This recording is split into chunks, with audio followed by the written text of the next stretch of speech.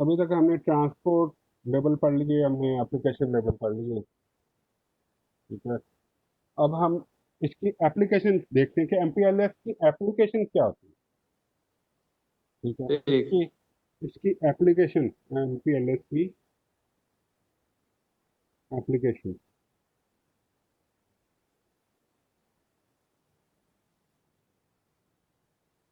दो तरह की एप्लीकेशन है, दो तरह से एमपीएलएस को हम इस्तेमाल कर सकते हैं। एक तो हम कर सकते हैं इसको ट्रैफिक इंजीनियरिंग के लिए, और दूसरा हम इसके थ्रू वीपीएन बना सकते हैं। ठीक है। अब हम हमारा टॉपिक है वीपीएन, वर्चुअल जी। Private network. वीपीएन क्या होता है? आपका private network over the public network. ठीक है। जी। क्योंकि आप सर्विस प्रोवाइडर हैं, एमपीएलएस सर्विस प्रोवाइडर का सब्जेक्ट है, तो आपके पास कोर की एक्सेस होती है, और आप कोर में बैठ के एमपीएलएस को कोर राउटर्स पे बैठ के या कोर नेटवर्क के अंदर रह के आप एमपीएलएस को यूज करते हैं, एमपीएलएस को एक्टिवेट करते हैं, और उसके ऊपर ट्रैफिक को ट्रांसपोर्ट करते हैं, यानी ट्रैफिक को चलाते हैं वर्चुअल प्राइवेट नेटवर्क के लिए। ये प्राइवेट नेटवर्क कैसे बनता है, पहले उसको समझने के लिए हमें देखना पड़ेगा कि आईएसपी सर्विस प्रोवाइडर के पॉइंट ऑफ व्यू से वीपीएन होते कितनी चीज़ है। वीपीएन, सॉरी क्या होते हैं वीपीएन को? How many types are VPN अच्छा, ठीक ठीक अकॉर्डिंग है। टू ए सर्विस ठीक। प्रोवाइडर?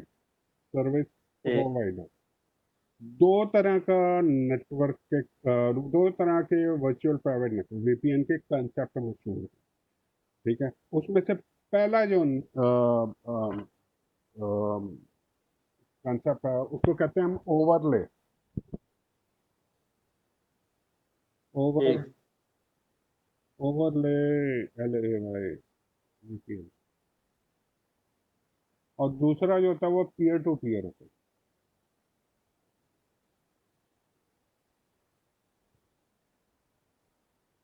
ठीक है। अब मजे की बात यह कि दोनों ही पॉसिबल नहीं है। यानी ठीक। यानी आप अगर सर्विस प्रोवाइडर के पॉइंट ऑफ व्यू से देखें तो आप देखेंगे कि इसकी डिमांड और है, यानी इसको वर्क करने के लिए कुछ और कंसेप्ट चाहिए था, और इसके वर्क करने के लिए कंसेप्ट कुछ डिफरेंट होता है। ठीक है। पहले हम देखते ठीक। हैं, हाँ, पहले हम देखते हैं कि ओवरले वीपीएन क्या होता है।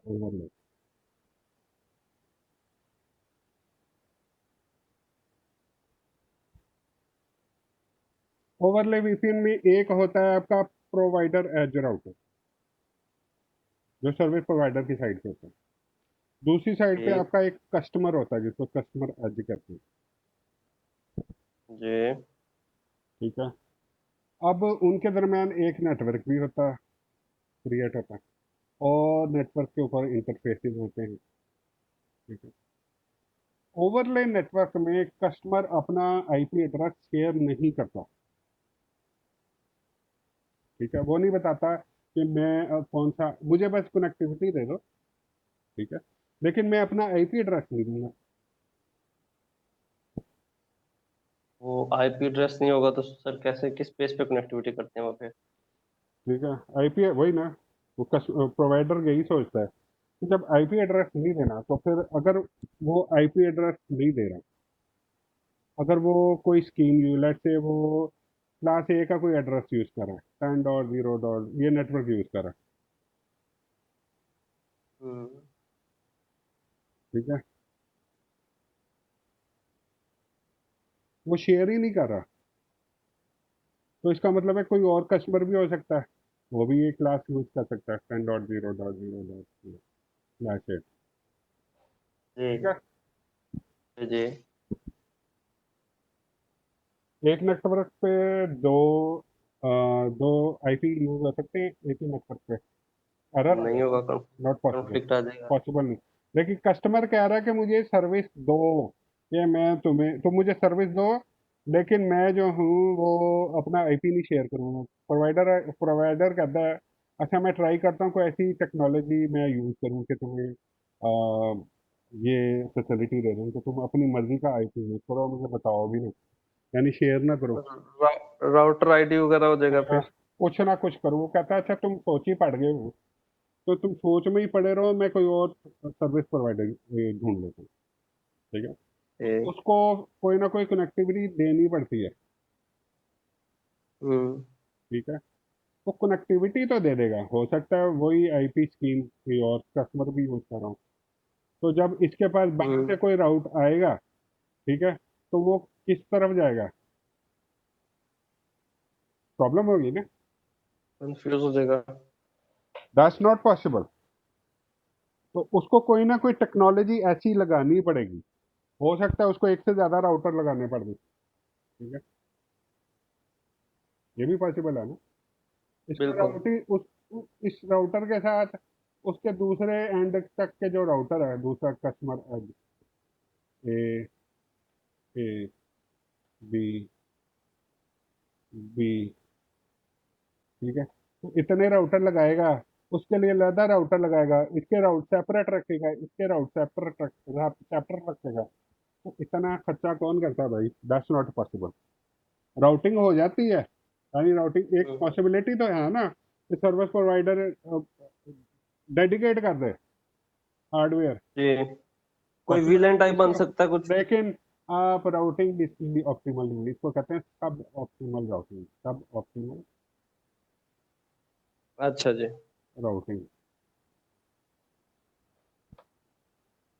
राउटिंग पॉसिबल हो जाती है, लेकिन हम्म सब ऑप्टिमल होती है, यानी वो अगर ये टेक्नोलॉजी प्रोवाइड ना की जाए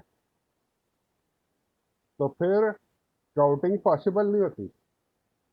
डाटा सही। कम्युनिकेट हो जाता है, लेकिन प्रॉब्लम किसको भेजें जब आप अपने आईपी ही नहीं शेयर कर रहे, यानी आपको आईपी भी चाहिए अपनी मर्जी का, हम्म और आपको सर्विस भी चाहिए, फिर दैट्स नॉट पॉसिबल। एक तो ये होता है, एक ये कॉन्सेप्ट है, इसको कहते हैं ओवरले।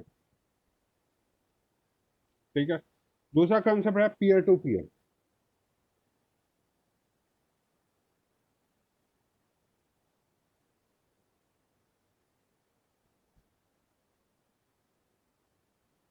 पीयर टू पीयर में क्या होता है कि जो आपका कस्टमर है, कस्टमर एज प्रोवाइडर एज, वो अपना नेटवर्क अपना आईपी शेयर करता है। ठीक है, वो अपना आईपी शेयर करता है।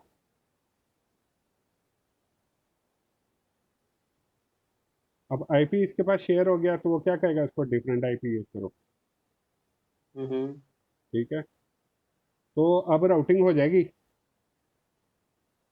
डिफरेंट आईपी हो गया ना, जी। राउटिंग हो जाएगी। अब मुझे बताएं, जब वो अपना आईपी शेयर कर ले कस्टमर, और राउटिंग हो जाए, तो कौन सी ऐसी ताकत है जो इसको क्लाउड में जाने के बाद इस राउट तक आने से रोकेगी, यानी सिक्योरिटी कंप्रोमाइज हो जाएगी। हाँ जी। लेकिन अगर कोई बाहर से राउट आएगा, तो प्रोवाइडर को उसको राउट करना आसान हो जाएगा, वो कहेगा ये 10 की ट्रैफिक है, इधर भेज दो, 20 की ट्रैफिक है, इधर भेज दो। राउटिंग ऑप्टिमल हो जाएगी, ऑप्टिमल राउटिंग। हम्म एक तो सिक्योरिटी कंप्रोमाइज हुई, आपका अपना प्राइवेट नेटवर्क एक्सपोज हुआ। ठीक है, जी बिल्कुल। लेकिन राउटिंग फास्ट हो गई। इसमें उसको क्या करना पड़ेगा,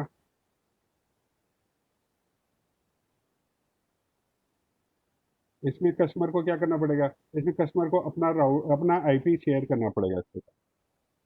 जी। ठीक है, लेकिन शेयर करना पड़ेगा, ये एक दूसरे के साथ शेयर ना कर सके इंफॉर्मेशन।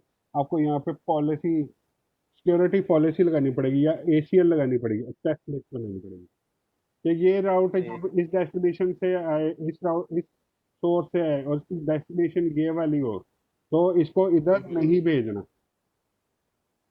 ठीक सही। है, फिर अगर एक और कस्टमर भी हो, इधर भी नहीं भेजना है, एक और पॉलिसी, यानी इधर ही भेजना है, इधर भी नहीं भेजना, इधर भी नहीं भेजना, एक और राउटर, एक और एक्सेस लिस्ट।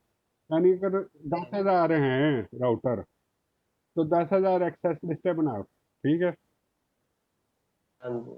फिर इस कस्टमर के लिए 10,000 बनाओ, फिर इस कस्टमर के लिए 10,000 बनाओ और फिर इस कस्टमर के लिए भी 10,000 बनाओ, और एक्सेस लिस्टें ही बनाते जाओ। और अगर राउटर एक्सेस लिस्टें पढ़ने में ही बिजी हो जाए तो फिर सर्विस कौन प्रोवाइड करेगा?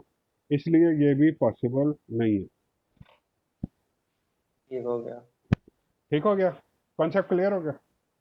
जी जी जी, तो फिर पॉसिबल क्या होता है, फिर किस किस्म का वीपीएन दो रहता है? दो कॉन्सेप्ट यूज होते हैं दुनिया में, यानी सर्विस डिमांड के पॉइंट ऑफ व्यू से सोचे ना, तो दो हम्म। कॉन्सेप्ट है। एक है ओवरले, जिसमें कस्टमर अपना हम्म। आईपी शेयर नहीं करता। एक होता है peer to peer. Peer to peer में कस्टमर अपना आईपी शेयर करता है, लेकिन उसके लिए फिर उसको रिसोर्सेज ज़्यादा चाहिए होते हैं, और सिक्योरिटी कंप्रोमाइज़ होती है। सिक्योरिटी अप्लाई करने बैठे तो परफॉर्मेंस कंप्रोमाइज़ हो जाती है। परफॉर्मेंस कंप्रोमाइज हो जाती है, ठीक हो गया बिल्कुल। ठीक है? इसका एक सोल्यूशन और भी है पीयर टू पीयर में।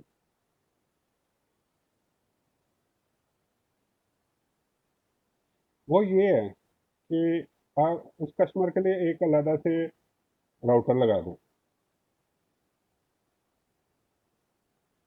कस्टमर, ठीक है, ये इसका पॉइंट ऑफ प्रेजेंस है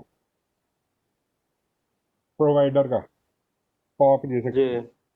पॉप, पॉइंट ऑफ प्रेजेंस। ठीक है? जो कस्टमर की साइड पे जितने राउटर होते हैं उसको कहते हैं पॉइंट ऑफ प्रेजेंस। जी। ए कस्टमर के लिए एक राउटर लगा दे, बी कस्टमर के लिए दूसरा राउटर लगा दे, तो जब 1,000 कस्टमर हो तो 1,000 राउटर लगाएगा वो। हम्म। वो फोर। और ये भी पॉसिबल नहीं है। इसका मतलब ये है कि पीयर टू पीयर भी पॉसिबल। थ्योरेटिकली आप कह सकते हैं ऐसा हो सकता है, फिजिकली करना मुश्किल है। ठीक। ठीक है? यानी आप चाहते हैं एक तो मेरा आईपी भी शेयर ना हो दूसरी जगह पे, तो सिर्फ परफॉर्मेंस भी ओवरले रहे। ओवरले ओवरले में। ठीक है? हाँ जी। आपको सर्विस भी चाहिए। ठीक है? आपको अपनी मर्जी का आईपी भी चाहिए, आपको सर्विस भी चाहिए, आपका आईपी भी शेयर ना हो, और आपको सर्विस भी फास्ट चाहिए, यानी लिस्टें भी ना लगी हो, और आपको ऑप्टिमल राउटिंग भी चाहिए।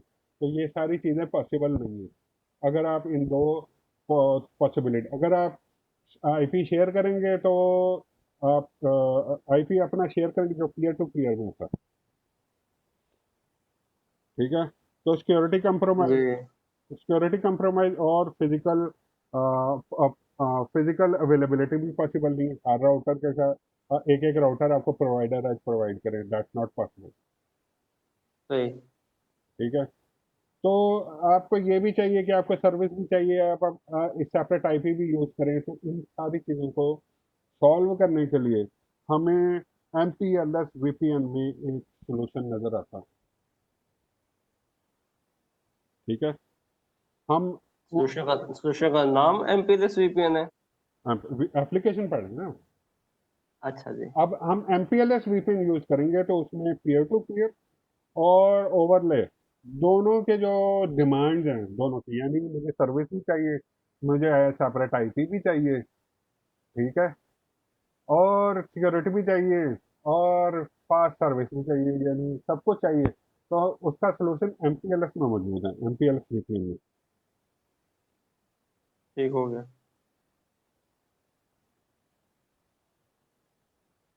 ठीक है? एमपीएलएस वीपीएन में होता ये है कि जैसे एक कस्टमर ए है, एक कस्टमर बी है। ठीक है?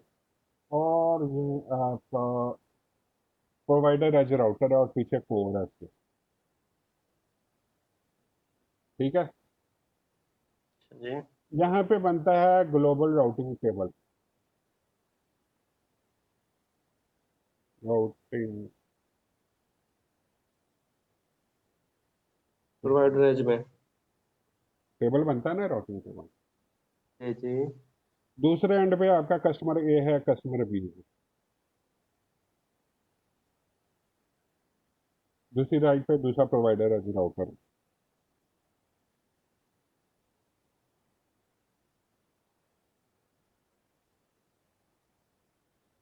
ठीक है? अब जब एक राउटर के साथ दो कस्टमर अटैच हो जाएं, एक ही नेटवर्क बन गया ना, तो आप जी दोनों को सेम आईपी नहीं दे सकते। दे सकते हैं एक ही नेटवर्क नहीं पे, दे सकते। क्योंकि नहीं। उसके राउटिंग टेबल में फिर क्या होगा, एक ही हम्म, नेटवर्क आ रहा होगा, उसको समझ नहीं आएगी कि मैंने ए की तरफ जाना है या बी की तरफ जाना है। ठीक है। जी।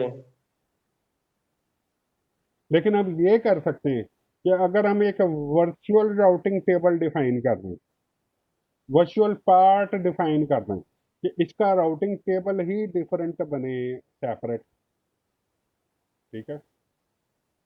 एक आइडेंटिफायर के साथ इसका हम्म, राउटिंग टेबल बने डिफरेंट, एक आइडेंटिफायर के साथ हम्म, आइडेंट सेपरेट राउट डिस्टिंग्विशर, यानी डिस्टिंग कर सके राउट को। अगर हम सेपरेट सेपरेट कर दें तो फिर तो पॉसिबल है ना, इसके साथ डिफरेंट डिस्टिंग्विशर बना हुआ है जो इसके ग्लोबल राउटिंग टेबल में आएगा।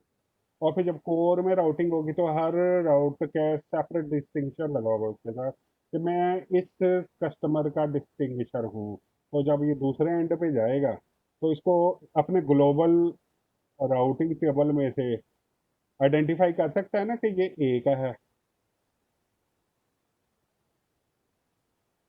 ठीक है, ये बी का है।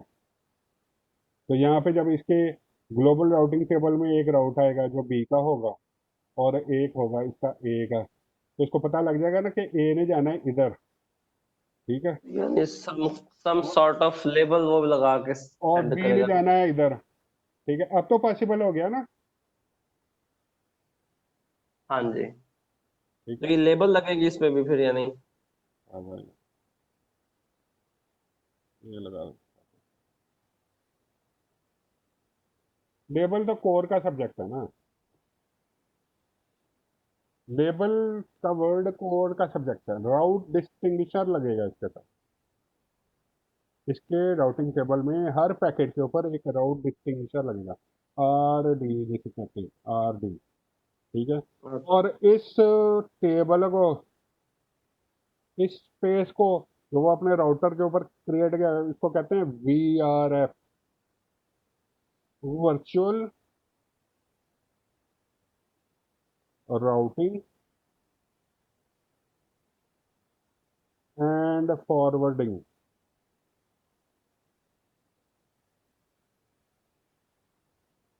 ठीक है।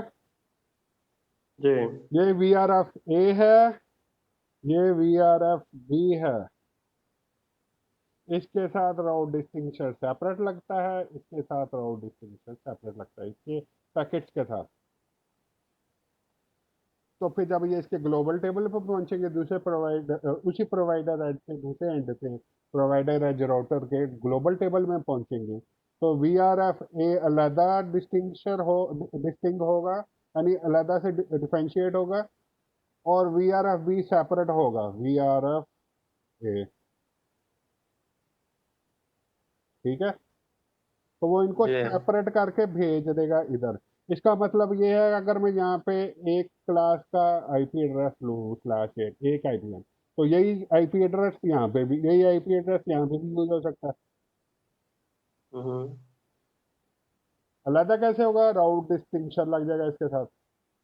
We R F, V R F बना होगा, उसके अंदर राउट जी जी। डिस्टिंक्शन लगेगा। ठीक है। एक चीज और लगती है, वो भी आपको मैं बाद में बताऊँ। लेकिन मैं अभी ये बता रहा हूँ कि कैसे डिफरेंशिएट, ये इसके ग्लोबल टेबल में आएगा।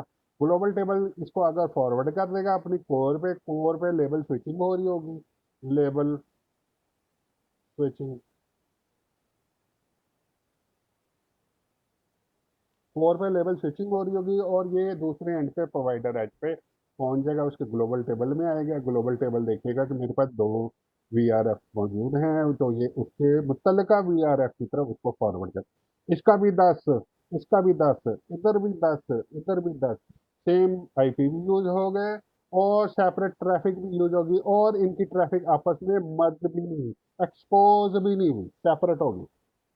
यानी सारे के ठीक हो सारे गया। हमने जो ऑब्जेक्टिव हैं वो अचीव कर लिए एमपीएलएस वीपीएन के। ठीक हो गया। ठीक हो गया। ठीक है। if you don't understand this thing, you cannot do this thing. नहीं ठीक हो गया, समझ आ गया। Configuration is very very simple. इसमें कोई ठीक मसला है। हो तो बताओ। नहीं नहीं, सिंपल ये लगता है लेकिन इट्स वेरी सिंपल, है भी ठीक। सिंपल। अच्छा, को जो एमपीएलएस है, जो लेबल जो लगेंगे वो कोर राउटर में लगेंगे जैसे यस बताया आपने यस आईएसपी में, ठीक है। यस। लेकिन ये जहाँ पे राउटिंग टेबल आपने बताया, ये जहाँ पे राउटिंग वीआरएफ का डिस्टिंग्विशर लगेंगे, हाँ जी, वीआर ये कौन सा एरिया होगा? ये वीआरएफ का किसका राउटर होगा? एक ही राउटर है। ये प्रोवाइडर एज, एक ये ही राउटर, प्रोवाइडर हाँ। एज में आपने बताया ना, प्रोवाइडर एज में। तो प्रोवाइडर एज में एमपीएलएस नहीं चल रहा होता? ये एमपीएलएस, अच्छा अच्छा, ठीक ठीक ठीक हो गया, ठीक हो गया। एमपीएलएस तो अब चलेगा ना। समझ। एमपीएलएस तो एमपीएलएस चलना ही आगे है ना। चलता है, एमपीएलएस एलएस। एक्टिव, मैंने आपको क्या कहा था, ग्लोबल मोड में एमपीएलएस एक्टिव करेंगे तो आप इस टेक्नोलॉजी को यूज कर सकते हैं। एमपीएलएस का जी जी पार्ट है ना ठीक। वीआरएफ। जी समझ आ गया, ठीक आ गया। ये एमपीएलएस का पार्ट है। यानी आप एमपीएलएस के अंदर जो सा है उसको क्रिएट करेंगे। ठीक हो गया। ठीक है। ठीक है।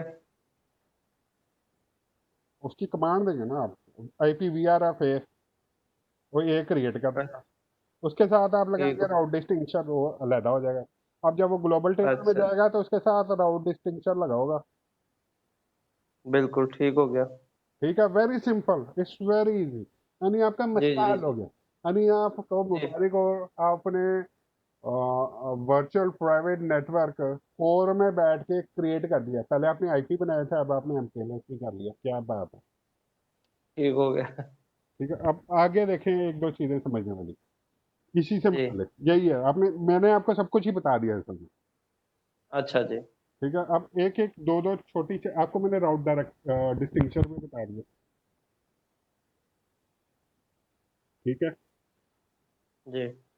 राउट डिस्टिंक्शन में बता दिया। अब उसकी लेंथ में आपको बता देता हूँ क्या होता है। अब ये चीज़ें बड़ी बाद में वो पढ़ाते हैं, मैंने आपको पहले बता दी।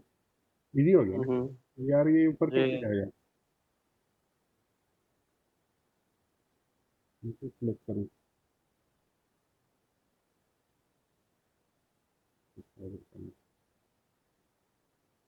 ठीक है। अब ये जो राउट डिस्टिंक्शन है, जी। इसमें दो चीज़ें होती हैं। एक तो आपका होता है ऑटोनोमस नंबर सिस्टम, जो भी है। ठीक है। ठीक। और दूसरा कोई भी न्यूमेरिकल पार्ट होता है उसका, न्यूमेरिकल यूनिक नंबर कोई सा भी दे दे, ये आपको पता होना चाहिए। ठीक। ये इनका कम्बिनेशन बनता है तो आपके एक वीआरएफ के लिए, जो आपकी साइड पे वीआरएफ बना रहा है कस्टमर की साइड पे, उस एक वीआरएफ के लिए इसको यूनिक होना चाहिए आपके प्रोवाइडर एज राउटर में। ठीक है, यही कॉम्बिनेशन दूसरे वीआरएफ का नहीं हुआ। जब डिस्टिंक्शन ही आपने सेम कर दिया तो वो उसको आगे फॉरवर्ड कैसे करेगा डिफरेंट वीआरएफ की तरफ। जी। ठीक है ना, तो इसको यूनिक होना चाहिए। ठीक हो गया। इसकी लेंथ होती है जी 64, 32 इधर से 32 इधर, 32 प्लस 32, 64 लेंथ होती है इसकी। ठीक है, ठीक। इसके साथ आपका आईपी अटैच होता है, आईपी। ठीक है, वो फिर 32 बिट का होता है। बिल्कुल। ठीक है, 32 बिट का मतलब क्या है, 8 के 32, जी। 8 ऑक्टेट किया होगा, 64 प्लस 32, 96। 96। 96 बिट का ये एक हेडर बनेगा, उसके बाद डाटा लगेगा उसके साथ। ठीक हो गया। ठीक है, इट्स वेरी इजी। जी। ठीक अब हो गया। अब एक प्रोवाइडर एज के अंदर, ठीक है, एक प्रोवाइडर एज के अंदर एक एएसएन जो था हम्म। 32 बिट का होता है ना ये। तो जी जी। टोटल आप कितने इसको दे सकते हैं, कितने एएसएन डिफाइन कर सकते हैं, 2 की पावर 32 एक वीआरएफ में। ठीक हो तो गया। कॉम्बिनेशन बनना है ना, ये कॉम्बिनेशन भी बनेगा, इतने कॉम्बिनेशन एक साइड पे, ठीक है। 2 की पावर 32।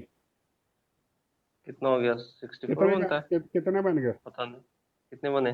काफी बन जाएंगे। कितने बनते हैं?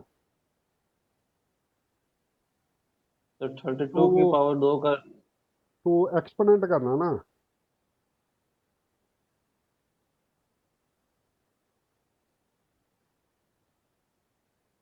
बहुत ज्यादा बन जाते हैं। देखो ये का idea है, सैकड़ा हजार दस वो ये तो करोड़ दस 4 बिलियन अरबों बन गए साल सर। करोड़ों में चले गए, बहुत ज्यादा।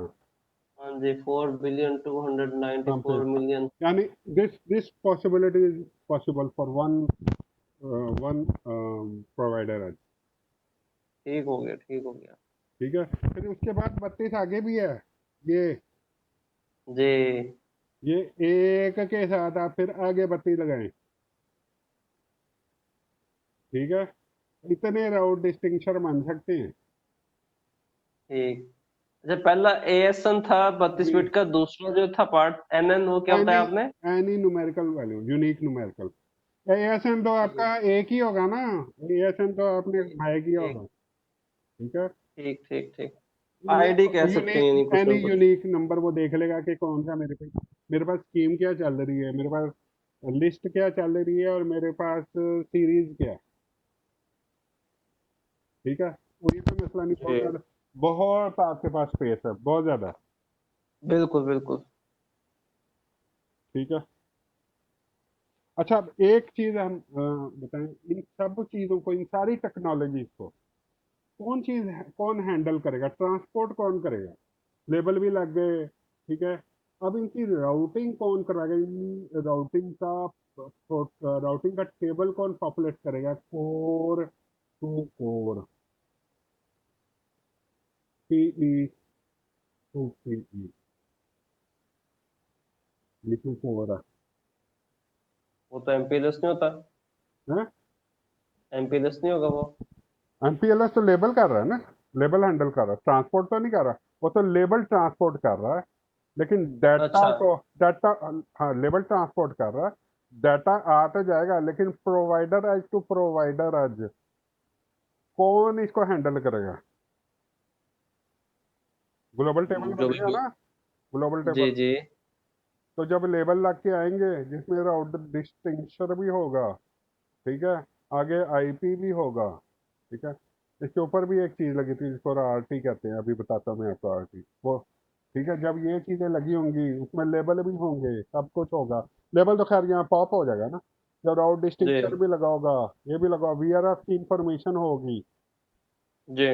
इसके तहत। ठीक है, तो इन चीजों को हैंडल कौन कर रहा होगा, इस साइड पे भी और इस साइड पे भी? कौन कर रहा होगा? बीजीपी। हाँ जी, क्योंकि एएसएन है बीच में, ठीक हो गया। देखो ना, ये, हाँ जी। ठीक है, इसको हैंडल कर रहा होता है बीजीपी। ठीक, ठीक, ठीक, ठीक। ठीक है, अभी हम बात कर रहे हैं इसमें आईपीवी फैमिली 4 में। जी, ठीक है, अभी हमने आईपीवी फैमिली 6 नहीं, 6 की बात नहीं की। जी, अगर वीपीएन बन रहा हो आईपीवी फैमिली 6 में, और कहीं पे वीपीएन बन रहा है आईपीवी फैमिली 4 में, वीपीएन 4, जी, इसको कहते हैं वीपीएन 4, इसको कहते हैं वीपीएन 6। ठीक है, जी, दुनिया में कोई ऐसा प्रोटोकॉल नहीं जो एट अ टाइम वीपीएन 4 और वीपीएन 6 को हैंडल करे। सिर्फ एक प्रोटोकॉल है जिसको बीजीपी कहते हैं। जी। और इसको, क्योंकि ये दो फैमिलीज को हैंडल कर रहा है एट अ टाइम, इसलिए बीजीपी को इस एनवायरनमेंट में मल्टी प्रोटोकॉल बीजीपी कहते हैं। Multi protocol BGP. Multi protocol BGP क्यों? क्योंकि ये ठीक, आईपी वीपीएन 6 वीपीएन 4 दोनों को हैंडल करता है। It's very simple. ठीक हो गया। बीजीपी को एमपी बीजीपी कौन बनाता है? इसकी अपनी हैंडलिंग बनाती है। किसकी हैंडलिंग? IPv6 और IPv4 वीपीएन। वीपीएन 4 वीपीएन 6 दोनों को एट अ टाइम हैंडल करता है। इसलिए इसको एमपी बीजीपी कहते हैं। ठीक हो गया। क्योंकि अब ऐसे इन्वायरमेंट में normally policy based routing possible नहीं होती, इसलिए बीजीपी ये काम करता है। और इसलिए पॉलिसी बेस्ड राउटिंग ऐसे इन्वायरमेंट जो बहुत कॉम्प्लेक्स हो, जिसमें IPv6 भी यूज हो रहा और IPv4 भी यूज हो रहा, उसको कहते हैं मल्टी प्रोटोकॉल बीजीपी। अब आपने तो देख लिया 96 बिट का एड्रेस स्कीम यूज कर रहा है IPv4। आपको पता है जी कि IPv6 की एड्रेस स्कीम कितनी होती है? नहीं पता। ज्यादा ही होती है। बहुत ज्यादा होती है। 30। हाँ जी। 128 बड़ा हुआ है, बोला गया। वन टू 128 ठीक हो बत्ती। गया। वो लगे 32 होते हैं इसके साथ, 32 तो 32। और डिस्टिंक्टर और जी। नुमेरटिक वैल्यू 64 ये हो तो गया। ये वन वन 128 122 56 तो ये हो गए। और फिर उसके बाद यानी यानी ये नहीं, एएसएन तो 32 का रहा। ठीक है, यूनिक 64 32 ये हो का गया, रहा। 128 ये हो गया, हाँ 64, जी। 128, 190 12, 7 2 9, 192। 192। हाँ जी, 192 हो गया। इतनी बड़ी एड्रेस स्कीम को कोई प्रोटोकॉल हैंडल नहीं करता, सिर्फ बीजीपी हैंडल करता है। और चूंकि ये दोनों को हैंडल करता है, ठीक है, एट अ टाइम, इसलिए इसको मल्टी प्रोटोकॉल बीजीपी कहते हैं। जबरदस्त हो गया। आपसे कोई सवाल पूछे इंटरव्यू में, मल्टी प्रोटोकॉल बीजीपी क्या होता है, तो आप कहें क्योंकि BGP border gateway IPv6 protocol को। VPN4 और VPN6 दोनों को हैंडल कर लेता है, इसलिए इसको मल्टी प्रोटोकॉल बीजीपी जी कहते हैं। जी जी जी ठीक हो गया। इजी हो गया। एक चीज और है जी छोटी सी, आपने राउट जी टारगेट पढ़ लिया ना, और राउट डिस्टिंक्शन पढ़ लिया, जी RD। ठीक है, एक चीज इसके साथ और लगती है, उसको कहते हैं RT। ठीक है। तो फिर ये इसका मतलब डिस है कि ये ये 96 बिट का ना ये हुआ। हाँ जी, क्या कह रहे आरडी जो है, आरडी के अंदर होता है ना एएसएन और आईपी वगैरह हैं? और डाटा। अच्छा, आरडी का जो हेडर हो गया वो तो हो गया 96 बिट का। जी जी, टोटल ये ठीक 64 होता है ना वैसे। ठीक। तो ये आरटी जो होता है ये किसका इसका। ये भी 32 32 से 64 होता है। अच्छा जी। ये भी 64 होता है। ये ये किस काम आता है, डिस्टिंक्शन इसमें क्या क्या होता है। ये डिस्टिंक्शन है। ठीक है, ये जी डिस्टिंक्शन है, ये इसका ट्रांसपोर्ट लेवल है ये इसका। ठीक ठीक। है, इसमें दो तरह के ट्रांसपोर्ट लेवल होते हैं, एक इंपोर्ट का होता है जी और एक एक्सपोर्ट का होता है।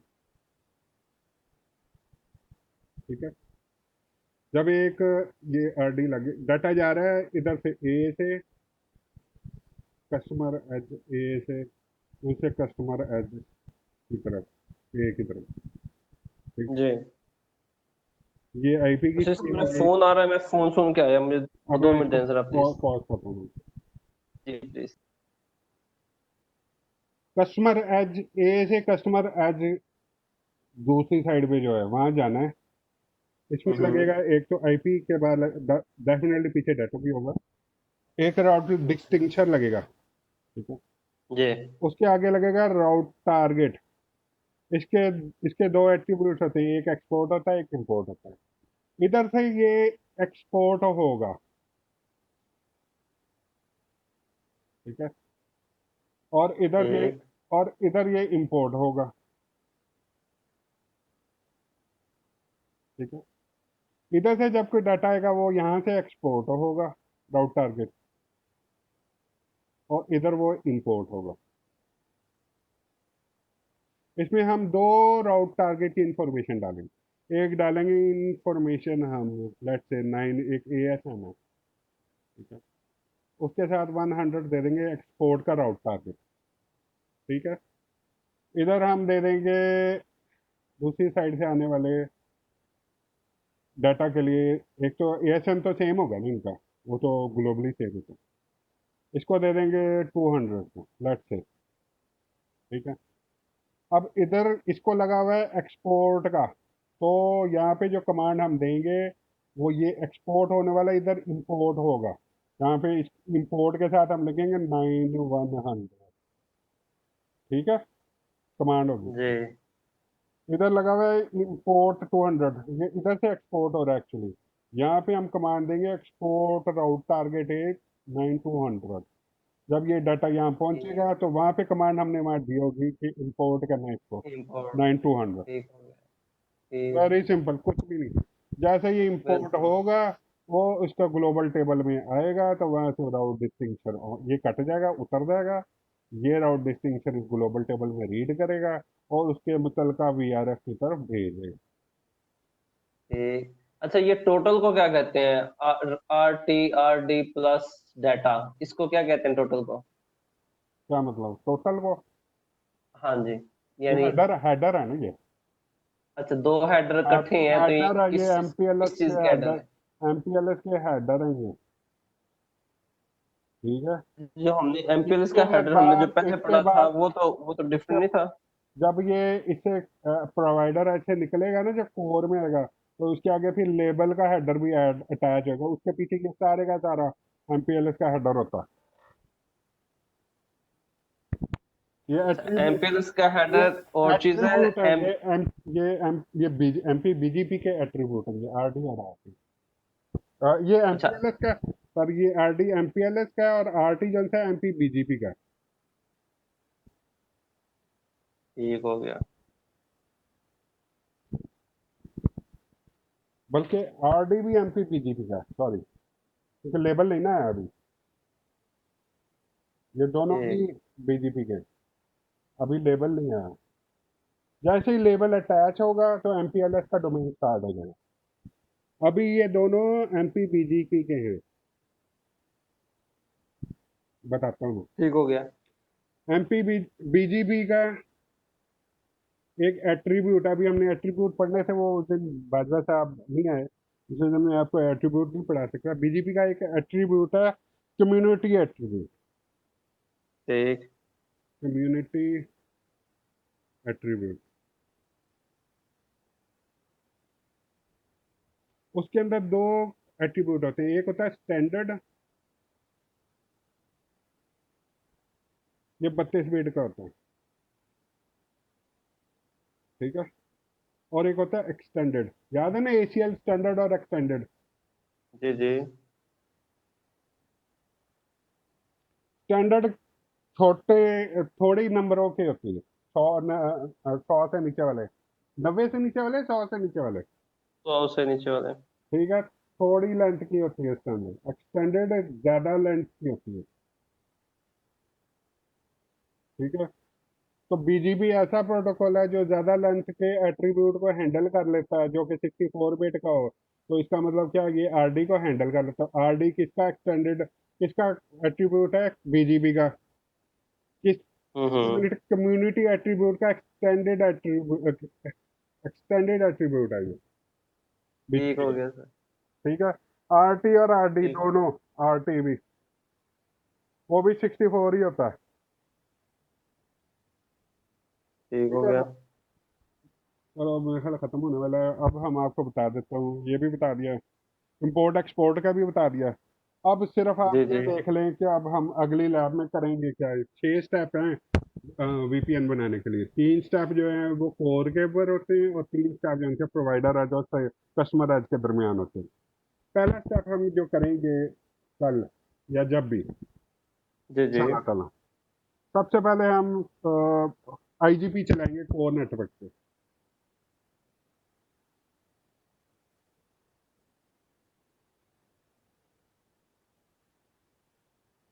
जैसे हमने ओएसपीएफ चलाया था, बेस प्रोटोकॉल। ठीक है, कोई भी चला ले, आईएसआई चला ले। जी जी। दूसरा स्टेप, एमपीएलएस इनेबल करेंगे कोर नेटवर्क पे।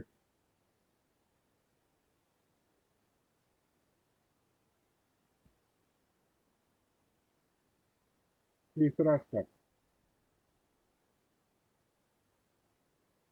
प्रोवाइडर एज पे, जो प्रोवाइडर एज है पीई, उस पे वीआरएफ कॉन्फ़िगर करेंगे। ठीक है। वीआरएफ कॉन्फ़िगर करने के लिए मैंने आपको बताया क्या क्या चाहिए। एक राउट डिस्टिंक्शर चाहिए, एक हम्म। टारगेट चाहिए, और फिर तीसरा काम हम करेंगे पोर्ट एसोसिएशन का।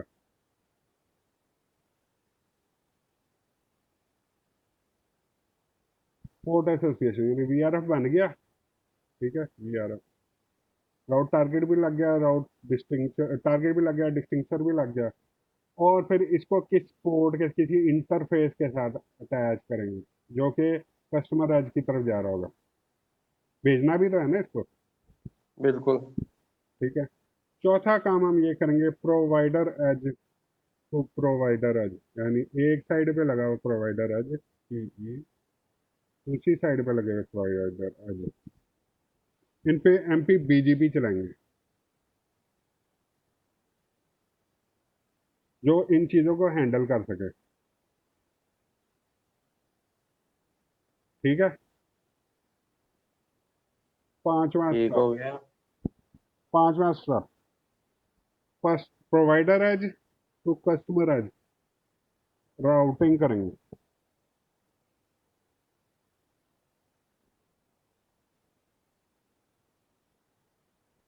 ठीक है, यानी इधर प्रोवाइडर एज है और इधर कस्टमर है, जी जी, ठीक हो गया। इनके दरमियान राउटिंग करेंगे, यानी इधर से डाटा इधर जा सके, इधर से जो डाटा आएगा वो इधर आ सके। वो कौन सा प्रोटोकॉल यूज करेंगे? जी। और छठा स्टेप, म्यूचुअल रीडिस्ट्रीब्यूशन कर सकेंगे।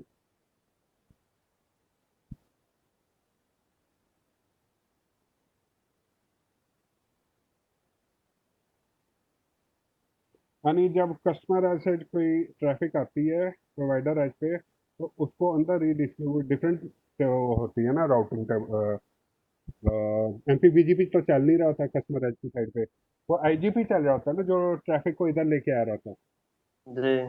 उसको रीडिस्ट्रीब्यूट करते हैं अपने अपने नेटवर्क में, म्यूचुअल रीडिस्ट्रीब्यूशन। अब आपसे कोई पूछे, अगर आपसे कोई पूछे कि मुझे बताएं आपने एमपीएलएस एक्टिव करना है तो आपके लिए आपने वीपीएन बनाना है तो उसके स्टेप क्या होंगे, तो आप उसको ये 6 स्टेप बताएंगे।